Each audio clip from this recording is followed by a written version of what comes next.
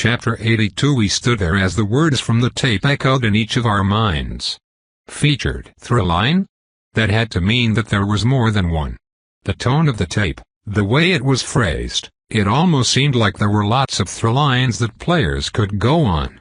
It was hard to separate reality from the strange, game-like facade that obscured everything in Carousel. Had we nearly signed on to Silas Dearcon's own personal through line in his employ, whatever that meant? It certainly seemed so. Where did the colorful language end and the hard facts begin? As I pondered this, Silas the mechanical showman repeated his spiel in the background as the sounds of the centennial celebration grew quieter. A voice called out from behind us. "So," it said, "you figured it out at the last minute. I'm not surprised. I did get a little greedy there, didn't I?" We all turned to see Silas Dearcon, the man in the flesh. He was tall and well-dressed, though his collar had been loosened, and his suit jacket hung over his shoulder. His hair and eyes were dark. He could have been a movie star in his youth. Now, he looked hollow, tired. "Yes," he continued. "I am not surprised that the script was altered to give you a fighting chance at discovering my ruse. I just want to know who actually acted on it. Who did the deed? Was it Celia Dane, that old viper? It was, wasn't it?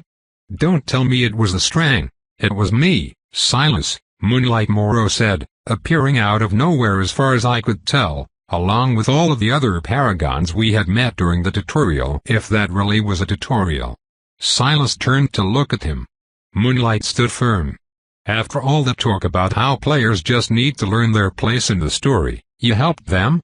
Silas asked. Moonlight stayed silent for a moment and then said, "You know, it's funny. Narrators are the only people in Carousel who believe they aren't a part of the story." Silas looked at him curiously, but his curiosity turned to dread as Silas the mechanical showman appeared next to him. He stared at the red button on the machine's front and then back at Moonlight. "No," he said weakly.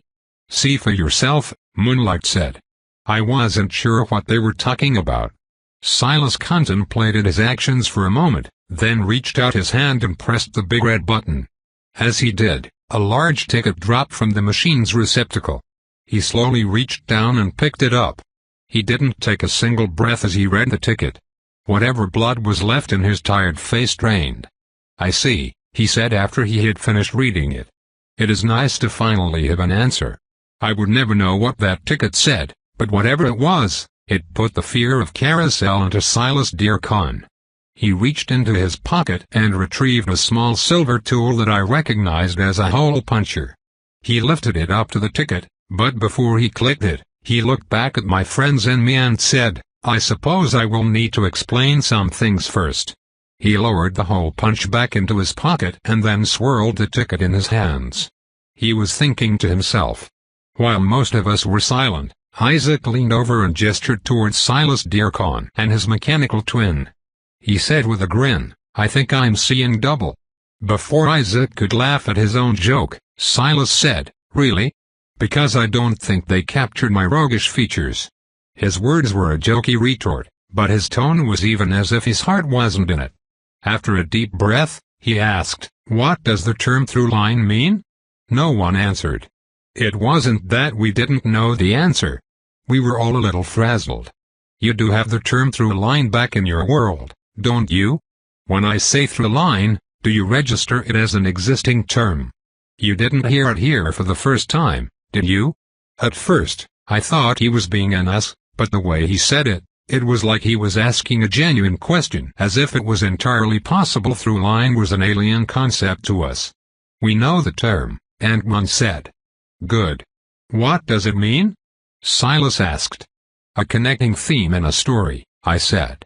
It wasn't exactly a common term, but we had heard it. Silas nodded. Players always have trouble with through lines. They treat them like they are some sort of movie series or overstory. I always wondered how much the architects of Project Rewind actually knew about what they were doing. When you brought that atlas of yours onto my soundstage, suddenly, I realized how little they knew about anything. Remarkable to have been beaten by a group of players who didn't even understand what they were doing. He took a breath and said, A throughline is not just about storylines connected to each other. It is about the thing that connects them and that connects every action players take in one singular effort. He looked back at the ticket in his hands and said, "How will I explain this?" He thought for a moment. "What connected the storylines I sent you on?" Silas asked. "What were you doing the entire time you were attempting my throughline?" There was certainly a plot that connected all of the stories, but that seemed obvious. The plot was about Lillian Geist's paradoxical premature death. That couldn't be what he meant. Summoning all of the courage I could, I said, "Just tell us. We're too tired for this patronizing lecture." Silas almost looked relieved to hear that. "Very well." He snapped his fingers. Suddenly, we weren't at the Centennial anymore. We were standing in a large crowd next to a stage. It was the first Miss Carousel pageant, if the large glittery banner was to be believed. Up on stage, an 18-year-old Lillian Geist was accepting her tiara and sash. There were NPCs around us, but they didn't seem to notice us. Lillian was breathtaking. She accepted her award with a smile, but there was nothing behind it. She seemed almost wary of the crowd. Lillian Geist is always beautiful. Every single version of her. Whether her name is Lillian or not, she is always known for her looks. Look at her. She thinks her father paid the judges off for her victory, but he didn't. She won it on her own merits. A sad thought that she never knew that. Another snap of his fingers, and we were back at the Centennial. The monstrous version of Lillian Geist's body lay before us. Lillian Geist, no matter if that is her name, will always be disfigured by the time of her death. It doesn't matter what the narrator does. It always happens. To be fair, my version ended up a touch crueler than I had hoped, but then I did leave her in the hands of a mad scientist. One more bad deed I will have to live with. He looked up at us and said, "Carlisle Geist always enjoys making movies or writing books or telling tales around the campfire. He always dies being betrayed by a friend." Silas looked up at me as he said it. "You see, there has always been a town and there has always been a family. The town was not always called Carousel, and the family was not called Geist, thank heavens, but it has always been this place, and it has always been these people." He took a moment to catch his breath. "You see, I built this version of Carousel on this sound stage myself. Built for the throughline of my own design. Every step along the way, I forced you to seek the hidden history of the Geists. To seek, but not find. Because the answers about the Geists always change, but the questions stay the same. Understanding the Geists by watching them in modern Carousel is like watching shadows on the wall to learn about who cast them." He snapped his fingers, and Carousel changed. The modern town was gone, and all that remained was a road leading up to a mansion on a hill. Lighting flashed in the background. A gate had a sign that read, "Geist Manor." It was not the Geist Manor I knew. He snapped his fingers again, and we were standing in a dark city like something out of a gothic science fiction novel. A large skyscraper stood before us. Pipes poured glowing green water out the side of the building, which was called the Geist Tower. He snapped his fingers again and again. We saw a giant 1990s mansion that belonged to the Geists. Men with long hair and unbuttoned shirts stood guard, and I felt the aura of magic in the air. A large swimming pool filled with scantily clad supermodels, one of whom was Lillian Geist, took up much of the front lawn. He snapped again and we were in a swamp. A single path led through the murk and mire of a graveyard to a mansion that looked like a cousin to Disney's Haunted Mansion. He snapped again, and we were back at the Centennial, breathing hard and with eyes as white as our skulls would let them be. The Geists have always been the same. They have always been boring. "They do not matter to me," Silas said, "but a Geist has been around to see every single event that ever took place in Carousel. In every version of Carousel, the Geist family has been there none the wiser.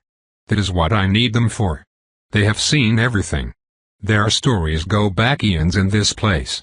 You could almost say that they are a kind of time capsule." He grinned at that statement.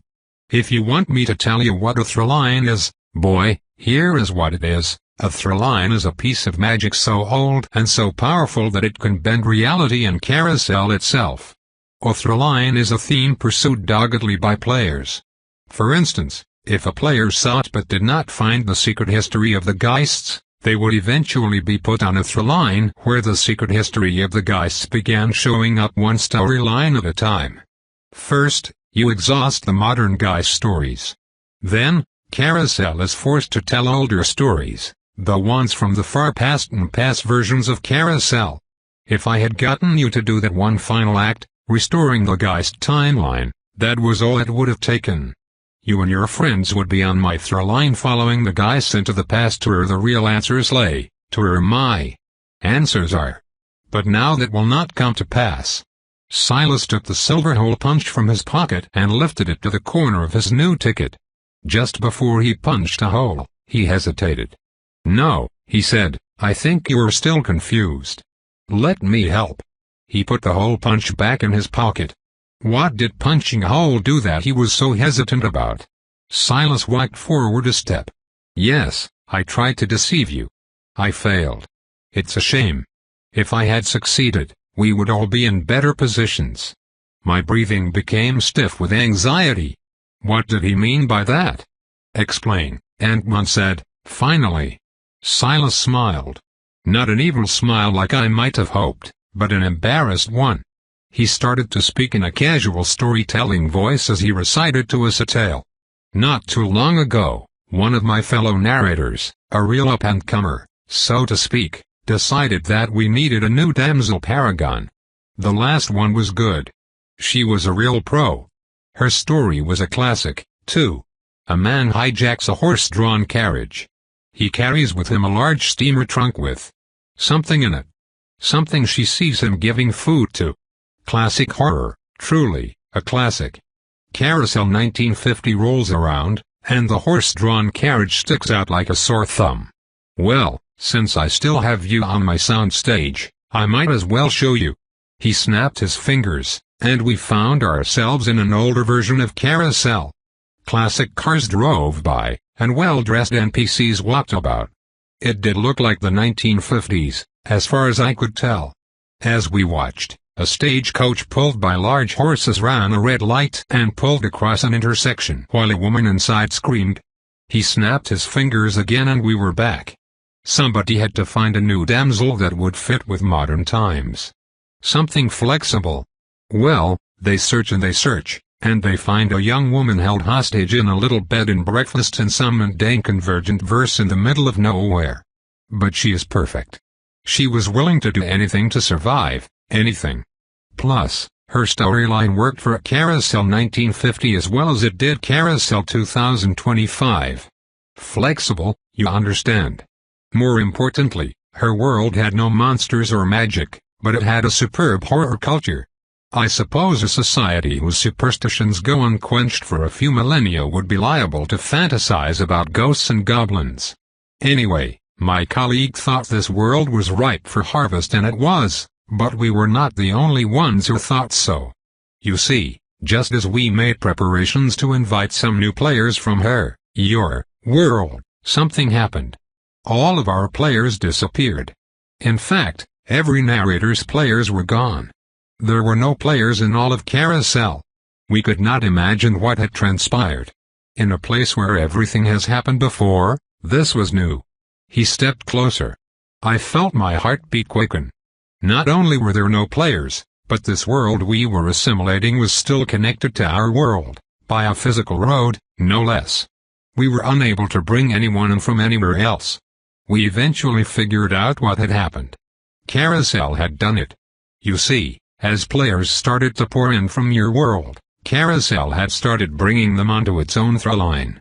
He paused as if we should find that patently hilarious. Carousel fancied itself a narrator. It didn't just want players. It wanted all of the players to come under its fold for the new game. All of them. Sure, I managed to sneak away a few, but barely enough for a team. Not enough to be self-sustaining. Other narrators fared no better. You see, we needed players. In Carousel, to obtain power, you must surrender your agency in some way. We can't run storylines ourselves. Narrators are simple. We have understandable motivations.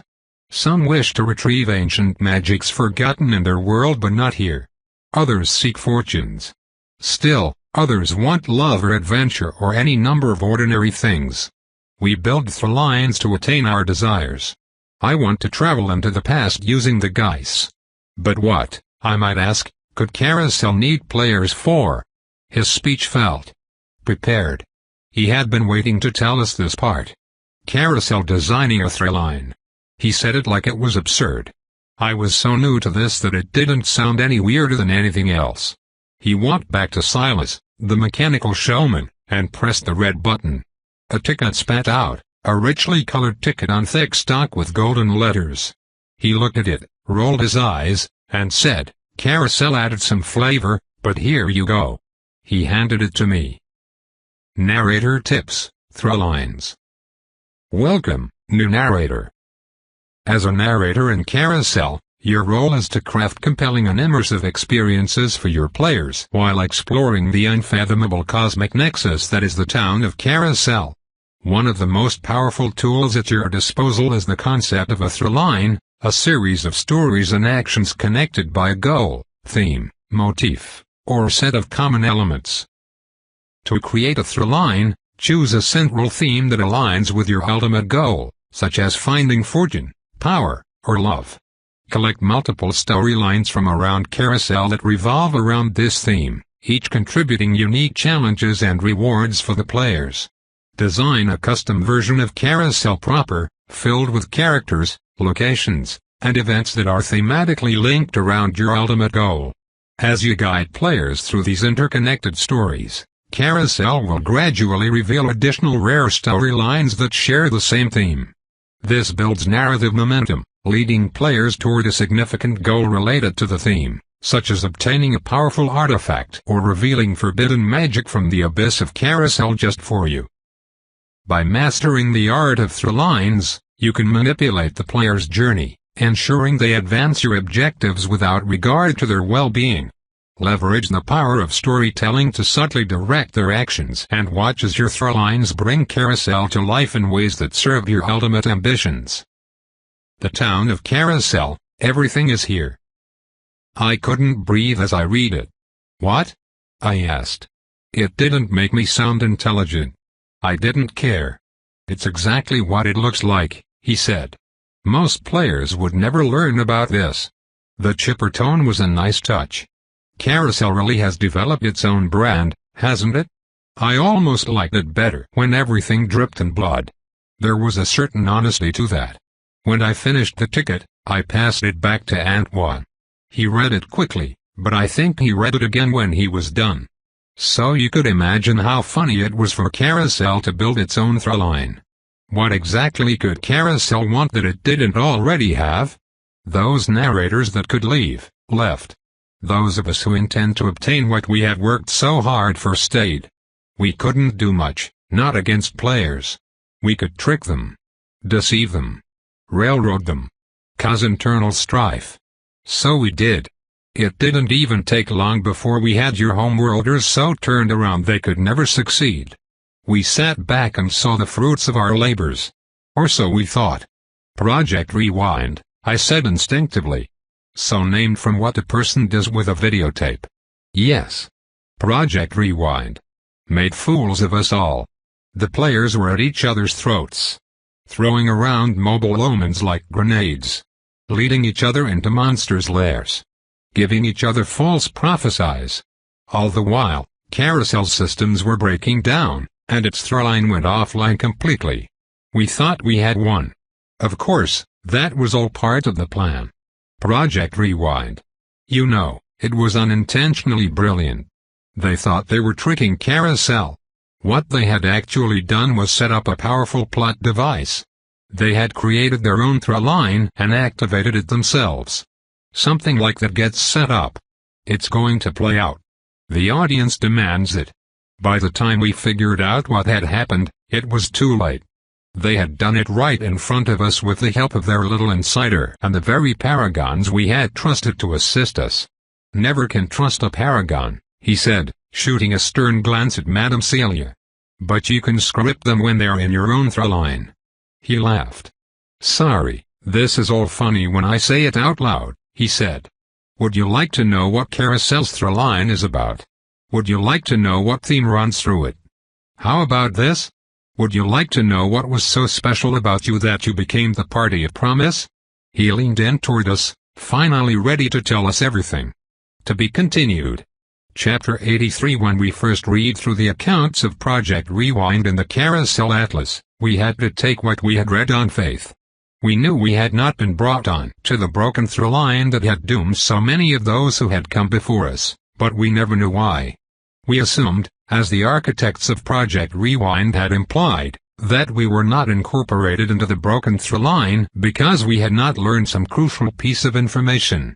Now, if he could be believed, Silas Dearcon promised to tell us what had necessitated the deaths of all of the other players and what had spared us. Carousel's through line is about escaping Carousel, he said. He let his words hang in the air for a moment. Escaping Carousel. You and I are left to wonder what aims Carousel actually is for its through line and what twisted gauntlet it prepared, but I hope at least one of you has the capacity to understand just how nefarious Carousel's through line is. It wants to play cat and mouse. It wants players to run while it takes aim. Think about what that implies, he said, calming his tone. Carousel can't come down to players in person and reason with them. No, Carousel needed another way to bring them onto its through line. Any player who put in consistent effort to plan or enact an escape, any player that ran stark raving mad into the forests and mountains that blockade you, any player who tried to get to the other side of the mountain, those players would be brought onto Carousel's through line, ensuring that they could never, indeed, escape. He looked down at the ground as if he were letting his words sink in. So what did you and your friends do that was so special?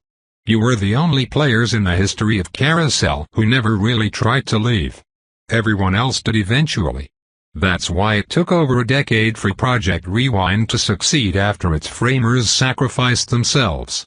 You had to follow their commands without trying to escape, Antoine interjected. That doesn't make sense. Everything we did was in an effort to escape. Everything. Silas considered this. I'm sure most players who step foot in Carousel want to go home, Antoine. That isn't enough to be brought onto Carousel's through line. If I recall, you were never trying to escape. No, that was not exactly your quest, was it? Quest? The word quest had only come up in one context. One by one, we turned our heads and looked at Dinah. Yes, Silas continued, invitees really are worth their weight in gold. Players that actually want to be here. The way I figure it, you all must have agreed to join her quest at some point. What was it she was after? Fame? Riches? No.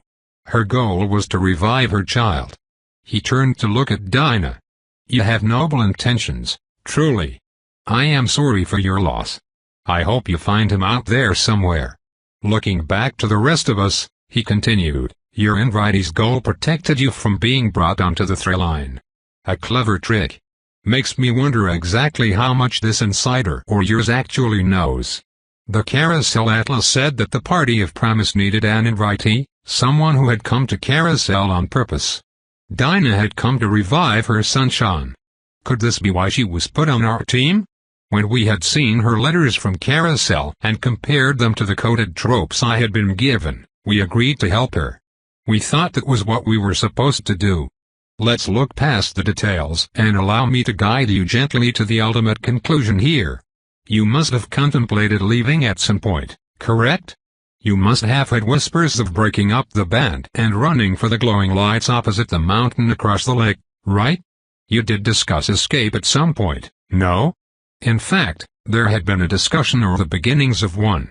Chris had told Antoine that if the run west during the western excursion showed signs of success, he would take Antoine, Kimberly, and Anna west toward the mountain. They would make a break for it. In fact, Bobby was actually supposed to go on the secret preliminary run. He didn't go because the people planning that secret run had died. No, I said. I had finally connected dots that had laid dormant in my mind for so long. You're not saying they had died in the black snow? That's what I thought, Silas said, though his tone wasn't gloating. He was clearly suppressing a smirk. When you finally started talking about escape, your beloved insider, the final surviving member of that project, must have found out. And they dropped an apocalypse on you. I couldn't breathe. The black snow apocalypse came early, and no one knew why. Although it was prophesied for winter, it came in summer. It had killed many players and caused the deaths of others. Reggie, Travis and his team, so many other vets. And Anna and Camden. He was telling us that the insider had killed them all in the hope of salvaging their plans. The other narrators and I hadn't done it. It had to be your insider, but why? Why would they risk killing their best hope at success? I couldn't figure it out for so long. It was because it was better you be dead than stuck on a broken through line. That was why. Anna and Camden were collateral damage. I couldn't feel my face. I couldn't feel anything. That can't be true, Ant-Man said. That can't be. He tried to protest, but we knew that Project Rewind had required the deaths of so many people. What were a few more? But it can, Dear Khan said. And it was successful. I might add.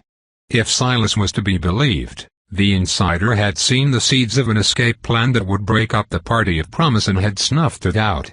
If Carousel wants us to escape, Kimberly asked, panicking. Does that make it good? It was a desperate plea for a silver lining. Silas didn't laugh, but he seemed to find the idea amusing. I doubt Carousel has any intention of you completing whatever tasks it hopes to aim you at, he said. I suspect that its through line achieves some other end, some greater goal that I couldn't begin to theorize about. But I suppose you will be the ones to find out. There aren't happy endings in Carousel, my dear, not without someone on your side. Someone like me's. Silas stopped speaking as something else caught his attention. It was Ramona. She ran back to the group and ran right up to me. Riley, you're alive, she said. She grabbed my arm. My sister is missing and I don't know how. I had her right in my... She stopped talking. She glanced over and saw Silas standing next to his mechanical counterpart. Mr. Dearcon, she said. Oh my God. I can't find my sister. Silas looked at her. I saw pity or shame in his eyes. I couldn't tell. I apologize, Ramona, he said. It would seem fate isn't shining on our plan. The Phoebe you know is a part of my through line. More than that, it's Carousel 2023. She's dead by now.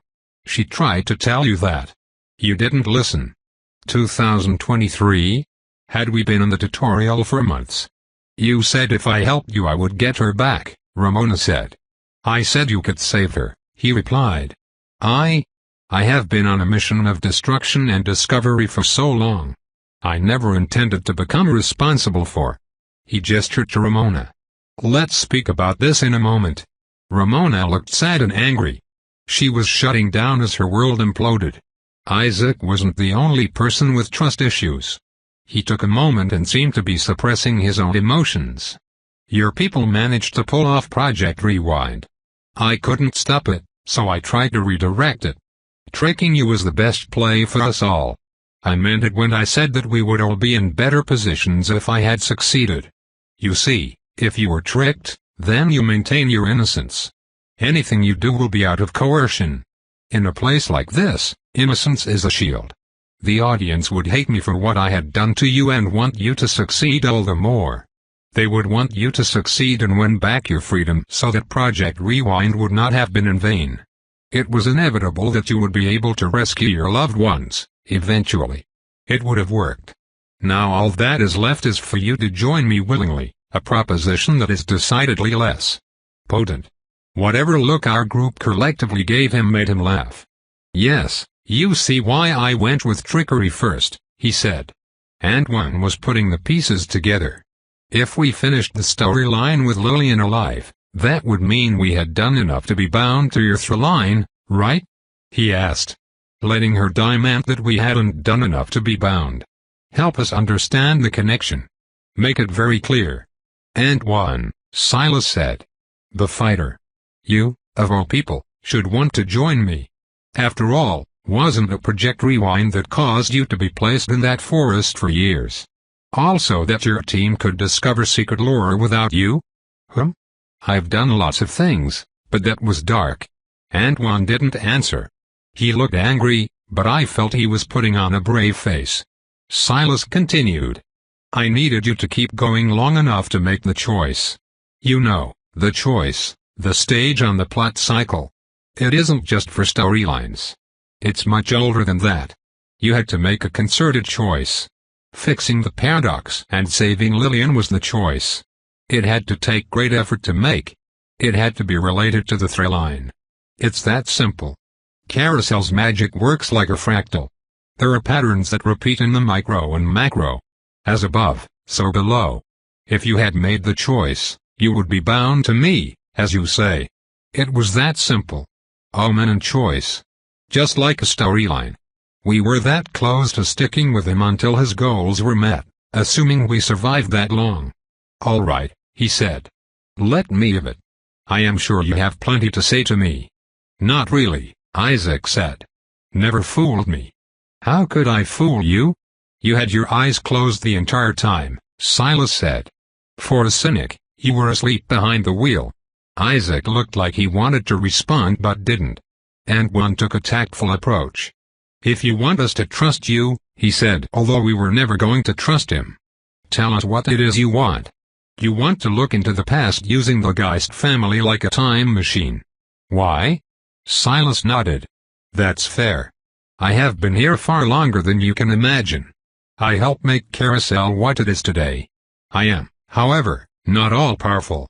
I don't remember why I came. I don't remember much at all of my origin.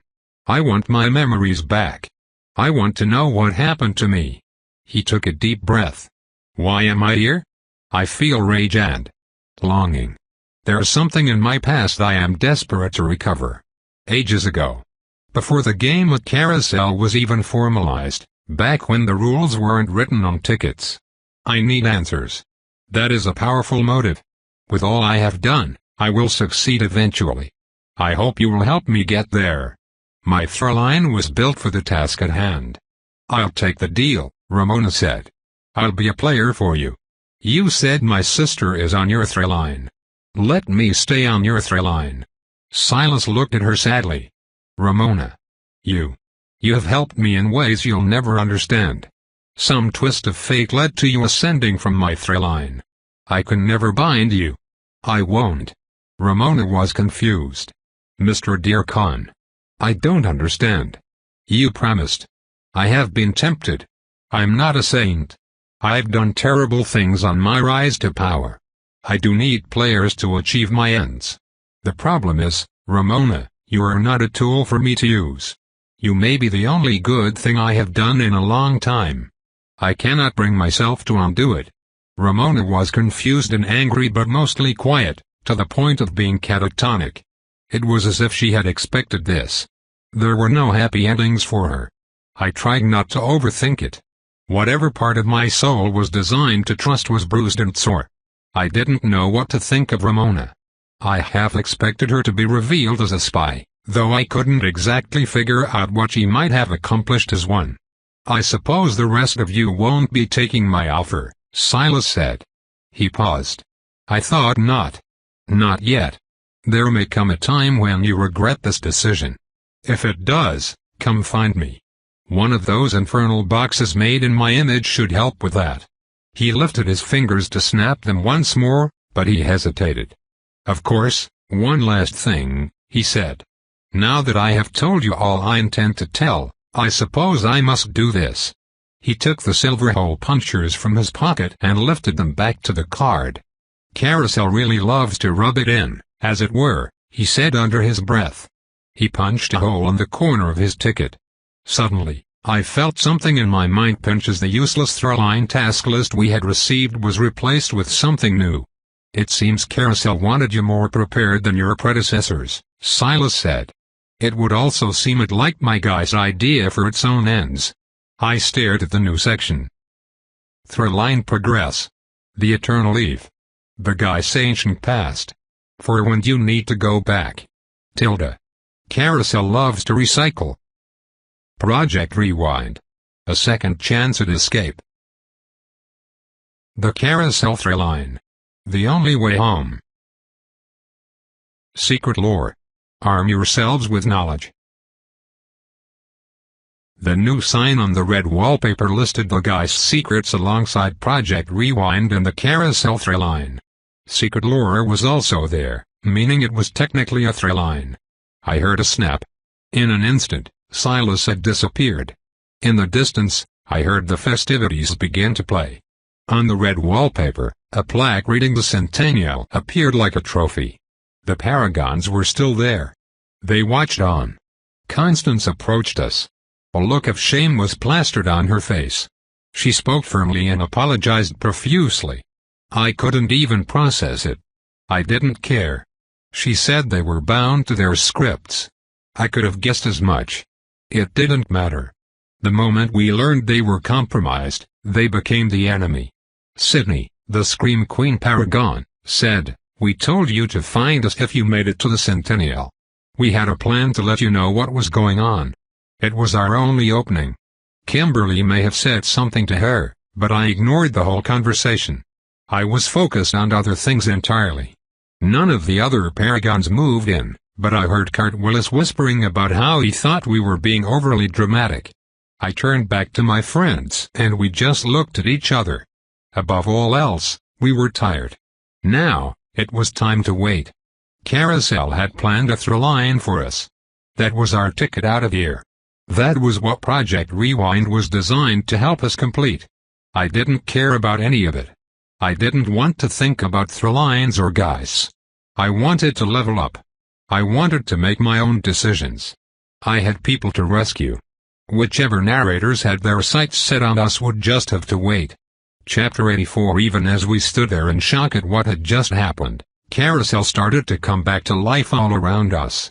Silas Dearcon's soundstage was disappearing. I could hear that the centennial celebration, the modern one, was starting up in the distance. Every time I closed my eyes, it was like I was closer and closer to leaving the story world behind. The cries and screams in the distance turned to laughs as NPCs rode the rides and played the carnival games. The Ferris wheel was starting back up again. I could hear it, but I couldn't see it. The die-cast had knocked it down in the storyline. I was turning as I heard things brightening up around me until suddenly, in a blink that I didn't remember blinking, we weren't in the original Centennial anymore. We were in the present. It must have been Carousel proper. Everything was alive in a way I had never seen before. I saw people walking around in modern clothes with smartphones, and I heard music that might have played back on Earth or some version of it. We stood there and didn't speak as we took it in. Well, most of us didn't speak. "You guys realize," Isaac said, "that the Centennial and the founding were not 100 years apart in that story, and none of us questioned it. We had questioned it, but with the help of some mental manipulation, we had dismissed it." Still, I couldn't help but laugh. I wasn't the only one. Somehow, the stress and overwhelming dread were easing. A weight was lifted off of us, leaving us hopped up on happy chemicals. I had read the same thing happened to people who went through near-death experiences. We just stood there and laughed in the midst of the celebration. People stared at us. Was that something that would have happened in Silas through line? Did people react properly? I couldn't remember. "You're not going to let that go, are you?" Ant-Man asked. "Nope," Isaac said, as if he had actually known what was going on from the beginning. It felt like we were in a different place, and I hoped we actually were. We still had one thing left to do. "Congratulations," Silas the mechanical showman said, "you won a ticket. And you guys are just going to push that button after what just happened," Isaac said.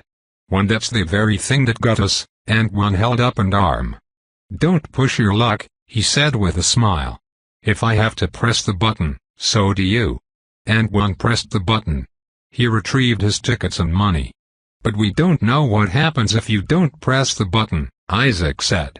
"Maybe Carousel loses power over us, and we get to go home. I bet that's it. I bet nobody's ever tried that," I said as I pressed the button. Jackpot. Tickets, money, and something else. I unfolded it.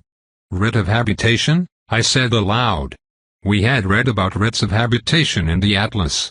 They kept you safe from omens. They were an essential part of building a base of operations in Carousel. Camp Dyer had been one. The rest of us hit the button except for Isaac, who still wasn't ready. Kimberly got a writ. So did Bobby and Ramona for some reason. I had to unfold it to read it. The City of Carousel. Writ of habitation. By the decrees of the City of Carousel and under the authority of the Office of the Mayor, this document certifies that, bearer, Riley Lawrence, is granted the right and authority to claim the modern estate known as the Cantor House 1405 Helm Street Lower Carousel Heights, Carousel. Under the provisions of this writ, the following conditions apply. 1. Extensive boundaries. The bearer is granted dominion over the Cantor House and the surrounding land, including the front and backyards, located at 1405 Helm Street, Carousel Heights, Carousel City. 2. Protection from omens. The Cantor House and its immediate vicinity are safeguarded from the activation of any omen by accident, ensuring the bearer's safety and those within their party from unforeseen malevolence. 3. Guarantee against encumbrances and hostility. The described property shall remain free from lairs, nests, or havens of any adversarial entities. All hostile presences nearby will immediately vacate the vicinity and abstain from combative behavior. 4. Amenity assurance. The Cantor House is equipped with essential amenities, suitable for habitation and guest reception. This includes drinkable water and basic sustenance, though the luxury level of these provisions may vary. 5. Duration of habitation. This writ grants the bearer habitation rights for a period of 3 months starting when the Lower Carousel Heights fall season begins and the leaves fall from the trees, ensuring short-term security and ownership. 6.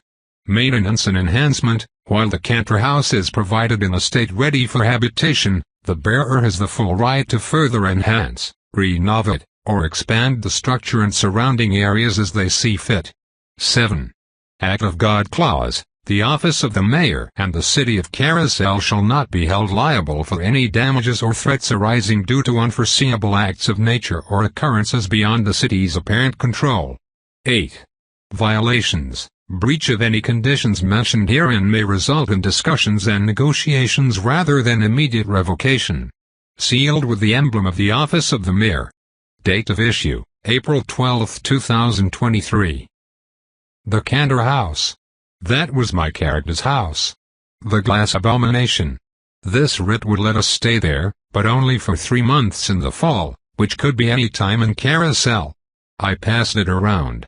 It wasn't a great deal. We couldn't use it yet, and even when we could, we would be limited. Bobby got a writ for the house where he was staying with his dogs. The same terms applied as when he stayed there in the storyline, too. Stay quiet or else, seemed to be the gist, but it was available now. Ramona got some random cabin on Lake Dyer. She didn't understand why. Neither could I. It could only be used in the summer. Kimberly, she got a good deal.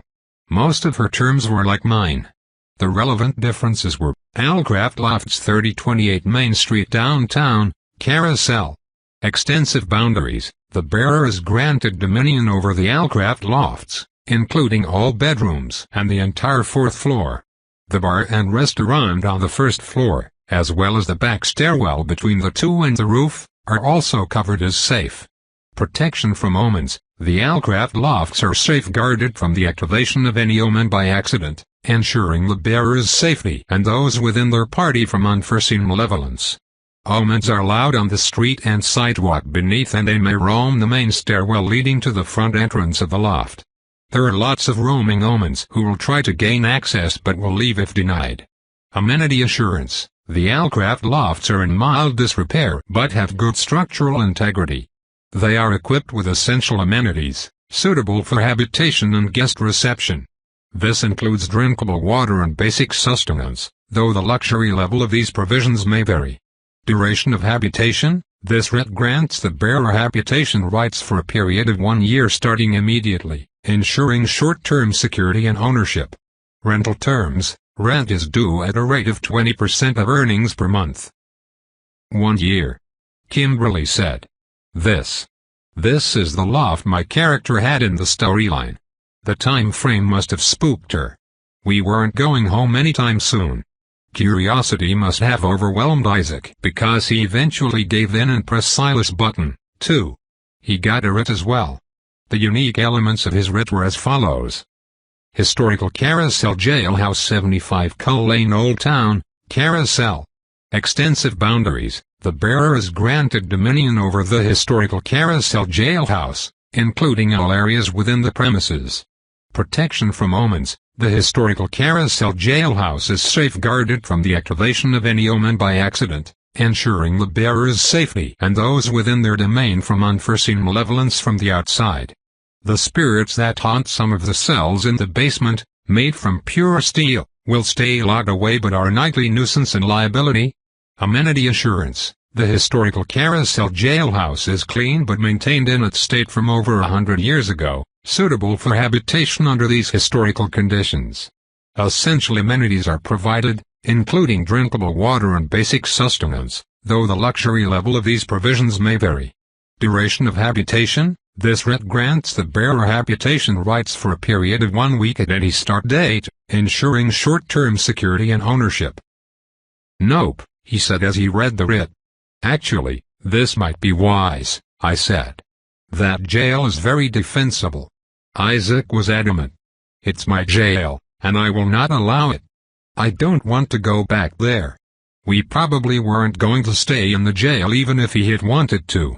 This loft has to be the best place in Carousel, Kimberly said. It's worth the money. I never even used the main stairway anyway. There was some debate, but not much. It was the best deal if the presence of omens wasn't a deal-breaker.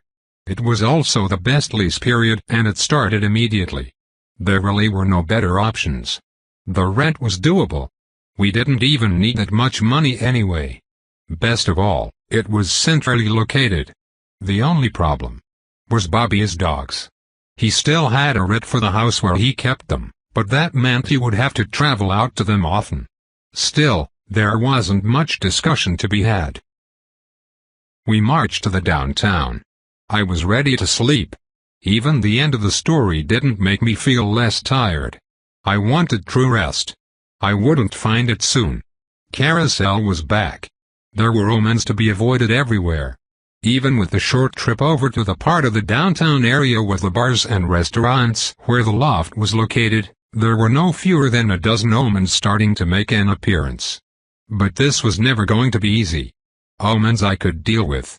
I let everyone back as they counted their money and read their tropes. There it is, Kimberly said, pointing at a building that had a restaurant called Grain Matter because their shtick was grass-fed beef and farm-to-table. It might have also been about the grains and beer. I couldn't be sure. The fact that it sounded similar to Brain Matter and Gray Matter was a coincidence, I was sure. It was a tall building despite only having 4 floors. That was because each floor was tall on its own. They were lofts, after all. Strange lofts with apartments attached, but still lofts. Lead the way, I said. There aren't any omens in the restaurant. So she did. The backway stairs were smaller than I might have liked. Tight quarters meant we would need to use the main stairs to move furniture or similar. We got to the door and Kimberly still had the key from when she was in the storyline. She opened the door and gasped. I swear it was nicer than this when I lived here, she said. We can renovate, Antoine assured her. With booby traps, I said. Antoine laughed, at least. We stepped into the loft carefully. It was a large, open-concept kitchen with an assortment of windows overlooking the street below. There was a meager dining set with a table and some mismatched chairs. A few rugs were strewn about, and dust was everywhere. A large telescope pointed down at the street next to one of the windows. As I stared at it, I saw something on the red wallpaper. Antoine noticed it at the same time I did. Does that telescope have a drop?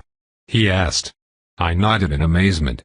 We had seen objects with tropes before, though they were usually extensions of enemy tropes. This one wasn't. Portent paranoia. Type, insight. Archetype, conspiracy theorist. Aspect. Stat used, savvy. The conspiracy theorist believes in taking a step back and seeing the bigger picture. With a pair of binoculars and monk-like patience, maybe they can. Using a pair of binoculars, a camera with a zoom lens, or similar equipment, the user can spot traps, ambushes, and omens at a distance. If you are half as suspicious of your surroundings as you look with those binoculars, nothing will get past you. As we approached the telescope, we pulled rugs out of the way before stepping on them, just in case. We tread carefully. A writ declaring our safety meant nothing to us. We would take every precaution. Does this mean that a conspiracy theorist could use this telescope, or could anyone? I asked. That's what I'm asking, Ant-Man said. If it was true that the telescope itself had that drop, then suddenly, everyone in the room could see omens heading our way. We might be able to feel safe even when I was asleep. Who's going to look through it? Bobby asked from behind us. The others were staring at us from a distance. Ant-Man and I looked at each other. I could unequip my omen scouting trop, I started to suggest. Before I could complete the thought, Ant-Man said, I got it. He put his eye up to the telescope and started training it on passers-by. I got closer to the window and used my own ability. You see the older lady in the alley across the way? I asked. She's wearing a sorority sweater and leggings. The Legacy Pledge, Ant-Man said as he adjusted the scope on her. That was the name of the storyline. Triggered by school spirit. He seemed confused at the trigger. I nodded my head. Yeah, I confirmed. Triggered by wearing the University of Carousel branded clothing near her. My omen scouting trop, I don't like it here. And portent paranoia both ran off of savvy. My savvy was higher, so I got a better description. Still, it was great that he could use it. Objects equipped with tropes, Ant-Man said. That anyone can use, I added. That wasn't mentioned anywhere in the atlas, not like this. We sat and spotted a few other omens, a nun wearing high heels under her frock, a baby carriage rolling down the street on its own, and a man with a toothy smile hitting on a businesswoman in the open-air bar across the street. The 8 of us stood there and silently contemplated our lives. This was our new home. We had a year-long lease. There was a nervous excitement in the air, and optimism that felt a lot like sickly nihilism. I don't care what narrators out there want us to do, I said. I say we just serve ourselves. Carousel, Dear Con, the rest. They can wait. We all have people to save. I say we start. The others nodded. We broke away so that everyone could go claim their rooms. I looked out the window at Carousel proper. I felt like I was seeing Carousel for the first time. And I was excited. Chapter 85. Isaac got 2 stat tickets and 3 tropes, along with a few coins. His low level meant that even an uninspired performance netted him some gains. After obtaining them, he kept calling himself a cynic even though he had not chosen his aspect yet. I didn't argue. I liked that he was contemplating his role in the party finally, even if he was a little preachy. Hindsight is 20/20. Type, insight. Archetype, comedian. Aspect, cynic. Stat used, savvy. The skill most horror movie victims fail to learn is the ability to learn from their mistakes. That is a shame because, in horror, history always repeats itself. The user will be alerted to mistakes they have made on the red wallpaper after they have made them. While it may be too late to use this information once they receive it, it may be useful later or useful for allies. Either way, commenting on their mistakes will boost the success of any future plan that involves the lesson learned. The audience loves a character who never makes the same mistake twice. Of course, then they have the opportunity to make all new ones. Lights gone out. Type, perk action. Archetype, comedian. Aspect, cynic. Stat used, moxie. A character who has had every drop of happiness stolen from them can turn bitter and cold, but when the lights go out, there is nothing for the darkness to feed on. The user would be given a tragic backstory that has impacted them completely and turned them cynical, literally dead inside. Being dead inside has perks, however, as most mental manipulations from tropes or even some magic have trouble manipulating a truly hopeless person. Acting dead inside will provide a general barrier against all things that are designed to work upon a normal person. It can be hard to give false hope to someone with dead dopamine receptors.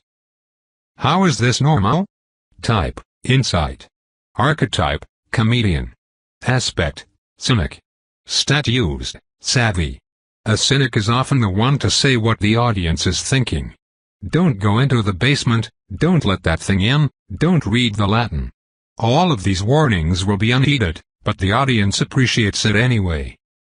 If the user sees something they believe to be an omen or trap inside a storyline, the oddness they picked up on will become more apparent to comedically accentuate their point, if only for a moment. If used in a storyline, there is no guarantee the result will be on screen. If used to find omens outside a storyline, the user will then receive limited information about the omen and its storyline. You probably won't have time to say "I told you so." Dinah didn't get her aspect. I thought she would. Perhaps her untimely death stole it from her. The Atlas said that if you have too many members in your party in a storyline, that outsiders will get stranger roles and stranger tropes. We would have to change that. Criminal and newcomer had some good utility tropes that she needed to stock up on before choosing her aspect. She agreed, but her embarrassment over what might have been an infatuation with Gail Zaragoza left her acting even more distant for a time. When we got her to talk about it after a round at the restaurant's bar downstairs, she claimed he must have had a trop to make players inclined to work with him. Isaac said that his tropes were honey-colored eyes and a chiseled jaw. Dinah didn't correct him. She got 2 tropes and a good chunk of change. Even if she had died, she still helped defeat the diecast. She even had a big part in it. No return address. Type: insight perk. Archetype: outsider. Aspect: stranger. Stat used: anonymous guardians would be much more effective if they didn't act so suspiciously all the time. It's no wonder they often get confused for the bad guy. Maybe it is better to just drop off an anonymous letter. The user will get helpful clues in the form of letters with no return address. This could happen on screen or off screen and will usually provide warnings or calls to action for the player. The user is then able to create messages for their allies and character. These will appear in the allies' mailbox or similar. At higher levels, they can send packages too. Either this person didn't want to be identified, or they couldn't afford a stamp. Out-of-town cousin. Type: rule insight perk. Archetype: outsider. Aspect: newcomer. Stat used: moxie. A quick way to inject a character into a new situation is to have them visit distant relatives. The user's character will be related to important NPCs. This will help with information gathering and give the players some instant allies and perhaps a place to stay. This trope is always useful, but it works differently in every story. All is fun and games until you find your real cousins buried in the backyard. Carousel must have loved Kimberly's performance. She got 3 stat tickets, 3 tropes, and a handful of money in big denominations, totaling $85 in Carousel's currency. According to Isaac, that was enough money to buy a couch, though he might not have accounted for inflation since 1984. Just ask Sal. Type: insight. Archetype: eye candy. Aspect: celebrity. Stat used: moxie. Once you start getting some nice flicks under your belt as an actor, your talent agent will be fielding calls left and right. When the nice offers start rolling in, you'll be fielding calls from them. The user can call their talent agent, Sal, and inquire about any potential storyline under the pretense that they're asking about a potential acting job. Sal will give you lots of details, some of which are useful for determining whether you want to take the role. Be warned, Sal has a bit too much personality. Come on, pal, trust your old buddy Sal. The Penthouse. Type: perk. Archetype: eye candy. Aspect: socialite. Stat used: grit. There is no better way to show a character is rich than to show their accommodations. The user will receive the best possible lodging in a storyline, though the quality varies greatly from story to story. The lodging will be safe for you to rest in, though that might change during work hours. Expect to shoot scenes there. This is where you're staying? This must cost a fortune. Yes, well, the motel was fully booked. Contract negotiations. Type, rule. Archetype, eye candy. Aspect, celebrity. Stat used. Some movies change things to accommodate a big-name actor. They have to keep the talent happy. The user will have an easier time altering the story through improvisation by speaking their desires directly to Carousel itself while off-screen. This trap eliminates the requirement that improvised changes be better than Carousel's plan or that they be built up in the narrative previously. The bad results are on you. Be warned, Carousel will have its own terms for the change. I can't have people thinking my character would do that. Antoine didn't fare as well as I expected. He had some solid moments in the story, but he was high level, and an explanation that none of us wanted to talk about was that Carousel took him off the board for longer than it might have wanted because of his condition. Still, he got 1 stat ticket and 2 tropes. Only a few coins fell down the slot for him. In bed by 9. Type, healing. Archetype, athlete. Aspect, health not. Stat used, savvy. A good night's sleep can do more than help you get a great start to your day. It provides a barrier between scenes during which the character can process their situation. It allows tension to lower, tempers to cool, and for characters to think with a clear mind. This allows the character to cause the end of the day in the story so that they can sleep. The story will pick up the next day. Rest dulls injuries from the storyline thus far, both physical and mental. Plans made during the night and relayed in the morning get a slight boost in effectiveness. If I don't get my 7 hours, I'll be cranky for this entire apocalypse. Arm candy. Type, buff. Archetype, athlete. Aspect, stud. Stat used, Moxie plus. Your date could be with anyone, and they chose you. That has to say something good about you, right? The player's Moxie is buffed based on their romantic partner's Moxie, desirability, wealth, fame, or success. This works best in social settings, such as workplaces, parties, and weddings. How rich, endowed, successful, charming, cool, funny must that guy be to get a girl like that? Ramona got 1 stat ticket and 1 trop. She got to keep the money her band made at the Centennial, however, so she didn't walk away empty-handed. She was silent and cold, and she didn't trust us or anything she saw in Carousel. I didn't know what to do about it. We were the only people she knew anymore. Carousel proper was different enough from Silas' Throwline version that she felt lost, more lost than us in some ways. This wasn't her home anymore. The foil. Type, rule. Archetype, hysteric. Aspect, defiant. Stat used. Sometimes for a character to obtain their full potential in a story, there needs to be another character to compare them to. A complex trop, the foil will face similar struggles as the protagonist but with a different approach. Where the foil makes mistakes, the protagonist will be led to avoid them. Where the foil's philosophy will lead them to destruction, the protagonist can lead them to redemption. The foil leads a cursed life so that the protagonist can lead a blessed one. Bobby did well, but it was hard for me to judge his performance. He played a background character who helped out a ton. For no established reason. He got 3 tropes and 2 stat tickets. He was paid pretty well and received a small note about where his dogs were. They were in the big, fenced-in yard back at the farm where he left them. He contemplated bringing them to Kimberly's loft. We needed a better solution. We were allowed to build, so Isaac suggested the roof. Isaac thought he was making a joke, but Bobby took it seriously. Within a day at our new place, he was searching through the atlas for a storyline at a hardware store so he could build an enclosure. Not in the budget. Type, rule. Archetype, wallflower. Aspect: extra. Stat used: hustle. No one can tell who the blood-covered bodies are in the background.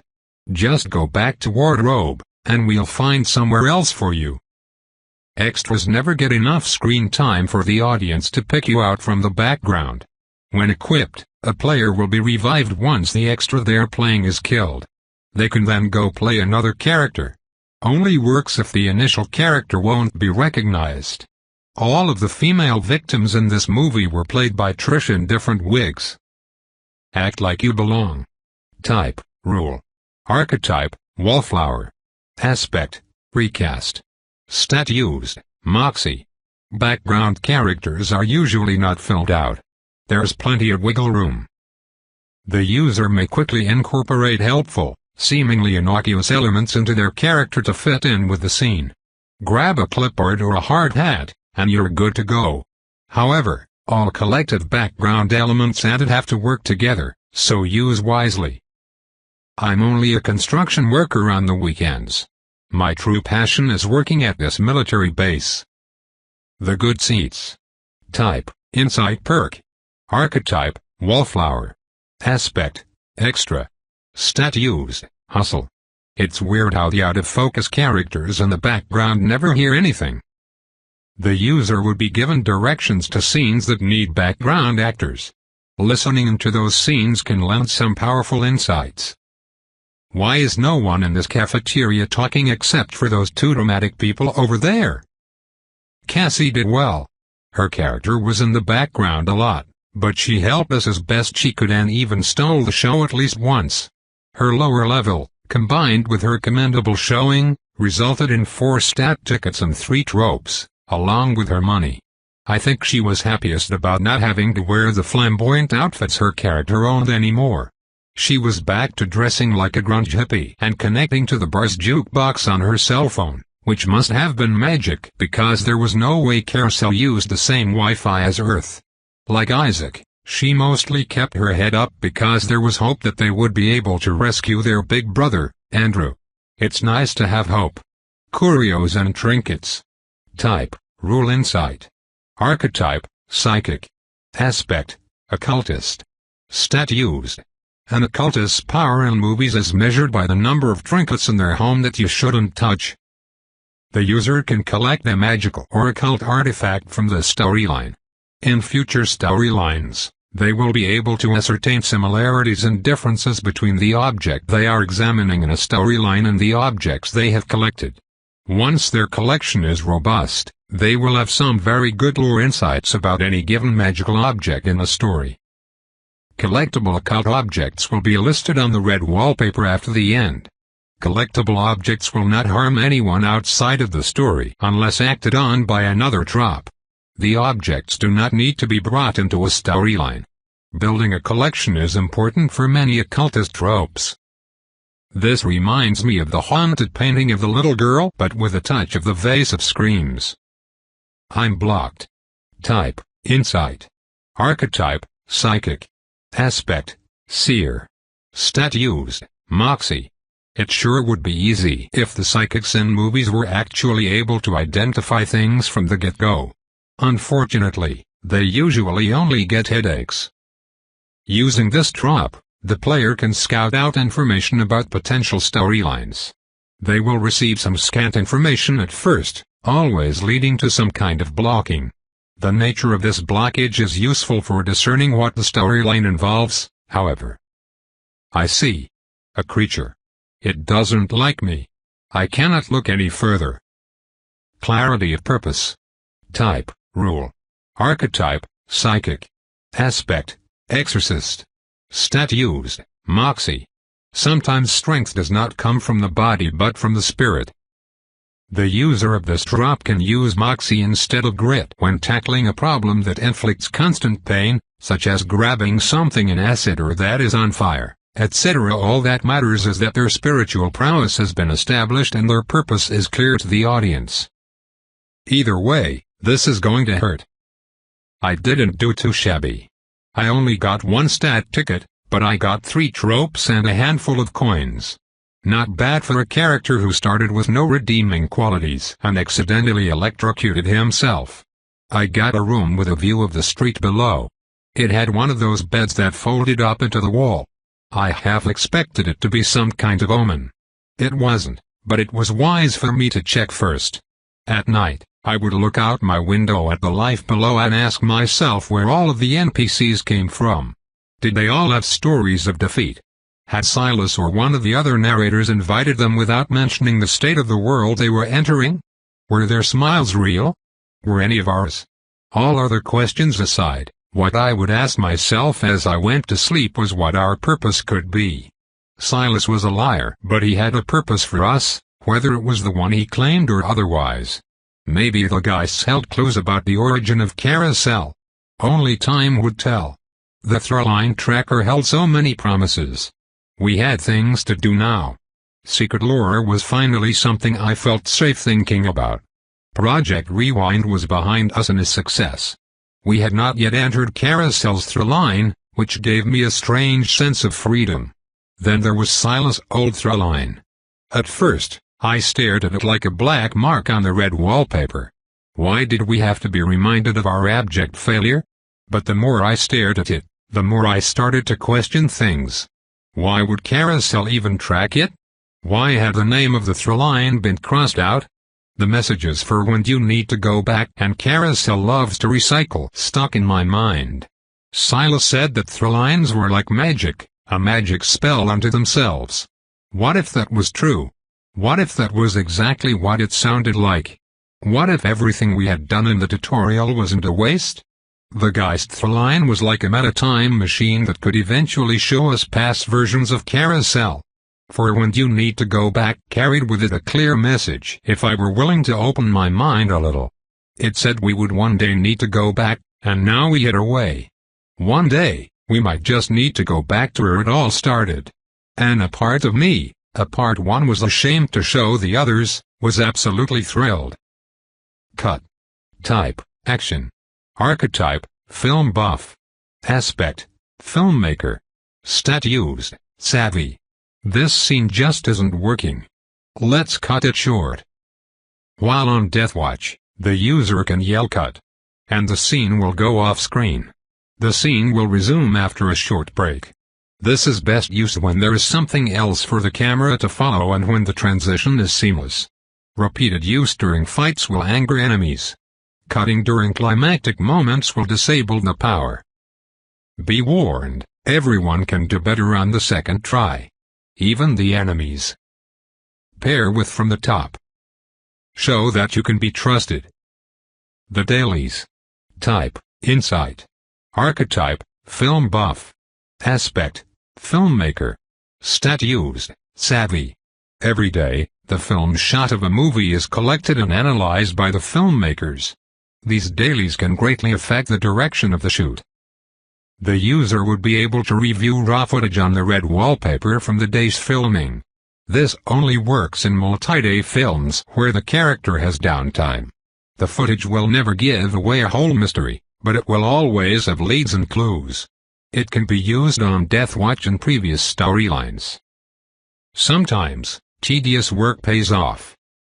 He has a tell. Type, rule insight. Archetype, detective. Aspect.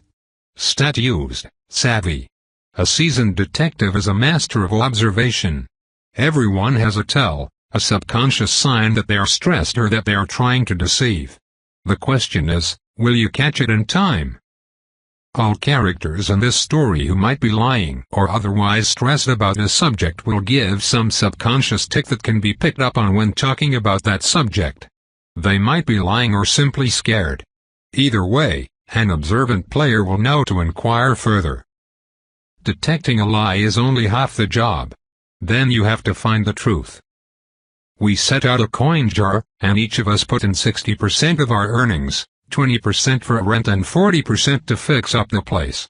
Sometimes we sat back and listened to the screams at night, and when we looked at each other, we weren't scared. I always wondered how the vets back at Camp Dyer could hear the banshees screaming in the woods near the lake and be so relaxed. As we settled into this new, safe place, we were more comfortable than we ever felt during the supposed tutorial, and I finally understood how the vets could take the horror of this place in stride. It's because humans do what we do better than Carousel does what it does. And I still don't know what that is.